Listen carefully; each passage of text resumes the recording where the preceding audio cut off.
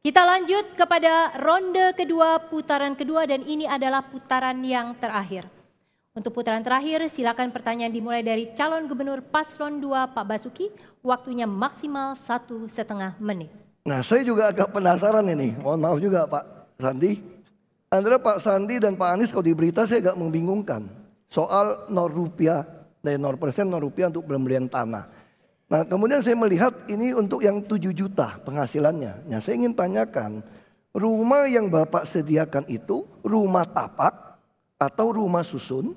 Lalu untuk orang berpenghasilan 7 juta atau 3 juta? Karena Pak Sandi juga bilang orang yang gaji 4 juta ke bawah nggak bakalan mungkin beli rumah di Jakarta. Ini fakta. Lalu nggak mungkin rumah tapak karena tanahnya mahal. Ini adalah rumah susun. Nah ini yang saya agak membingungkan. Sama kita tadi kan bilang tidak adil. Justru kami mengadministrasi keadilan sosial. Misalnya di Krukut, kenapa kita pindahkan dia dengan rumah yang lebih baik?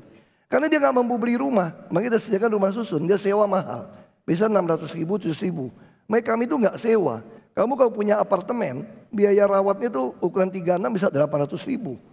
Belum sewanya. Nah makanya kami membuat pola yang berbeda. Makanya saya ingin tegaskan dari Pak Anies dan Pak Sandi, rumah yang Anda bangun rumah tapak atau rumah susun untuk berpenghasilan 7 juta atau 3 juta karena dia bilang nggak mampu. Saya kira itu. Terima kasih. Pak Anies. Ya, kalau boleh Pak Basuki saya bilang juga nyuwun sewu. Ya. Mbak Menawi pemahaman Bapak Rati agak keliru di situ. Gini, kami tidak membicarakan membangun rumah. Kami membicarakan pembiayaannya. Kenapa? Yang membangun bisa pemerintah, bisa swasta. Tapi yang kita siapkan instrumen pembiayaannya. Kenapa instrumen pembiayaannya ini penting? Karena justru warga siapa saja bisa kemudian membeli rumah. Pilihan mereka tentu bervariasi. Bisa rumah tapak, bisa rumah susun dengan range harga yang bervariasi. Jadi bukan kita berbicara membangun rumah. Di situ letak bedanya. Kalau kita berpihak pada rakyat kebanyakan, maka kita carikan solusi agar mereka bisa mencari pilihan sesuai dengan yang mereka maui. Tapi kalau kita hanya top down, mengerjakan yang mudah, cukup bangun rumahnya, lalu minta mereka untuk masuk. Di situ perbedaan mendasarnya. Tanggapan balik dari Pak Basuki. Tidak menjawab yang saya tanya sebetulnya. Makanya sama seperti kasus Kali Krukut. Kenapa kita mau dorong ke rusun?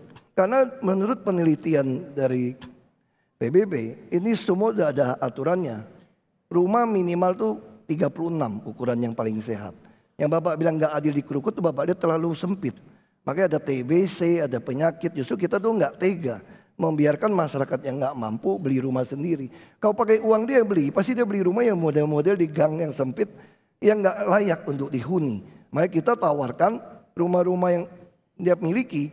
Itu kalau dia punya tanah 100 meter, kami bangunkan dusun, dia dapat 250 meter, 2,5 kali. Setengahnya jadi halaman. Nah itu yang kami katakan, tidak mungkin rakyat miskin di Jakarta mempunyai rumah yang layak ukuran 36 minimal. Kalau tidak kami yang menyediakan. Itu boleh dipakai seumur hidup. Sampai anaknya bisa kuliah, sekarang kuliah kan kita tanggung. Bisa beli rumah lebih baik, itu harapan seperti itu. Pak Basuki cukup, Pak Anies.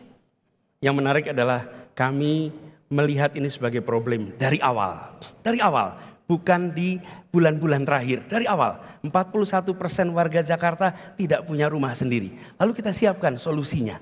Dan solusi ini terlihat bisa dikerjakan. Bahkan private sector pun berminat untuk melakukan.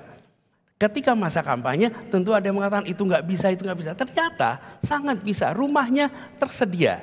Jadi ini adalah soal keberpihakan.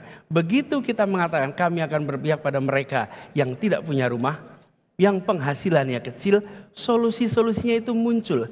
Secara teknis Pak, ini akan berkembang. Tahun kedua, tahun ketiga, teknik pembiayaannya akan muncul variasinya.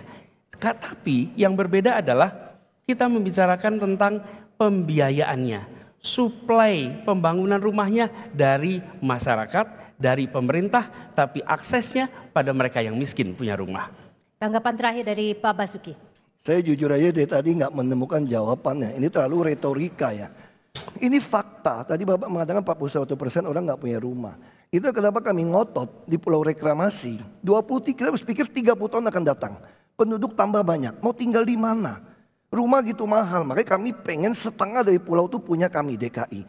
Sehingga kami bisa membangun anak-anak muda, orang miskin bisa tetap tinggal di pulau. Tapi itu rumah yang kami subsidi. Kami sediakan inkubator, nggak usah bayar, hanya bayar pemeliharaan. Itu yang kita lakukan. Pak Basuki, kita cukupkan sampai di sana dan kita tepuk tangan untuk kedua calon gubernur ini. Silakan kembali.